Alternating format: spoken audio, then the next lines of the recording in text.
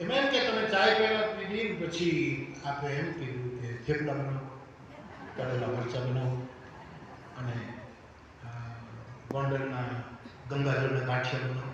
જય ભાઈ,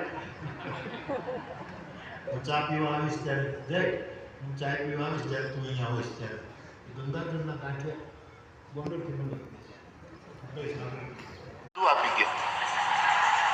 મેં ગાંઠિયાનું કીધું તો એક બેન તો ગોંડલ ગયા, ગંગાજળમાં ગાંઠિયા કરી, વણેલા ગાંઠિયા. હું કાલે બાપાને ઘરે જ્યારે બધી ફરી જાઉં ત્યાં ઊભા રહ્યા છેલ્લે, બાપુ આ ગંગાજળના ગાંઠિયા છે, ગોંડલથી બનાવ્યા છે.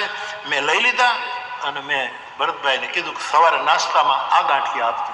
અને કેવો ગોંડલનો ગાંઠિયો એટલે ઓહો, ગાંઠિયો જો બહુ મહિમાવાન, ગોંડલના ગાંઠિયા એટલે બસ, બીજું કાંઈ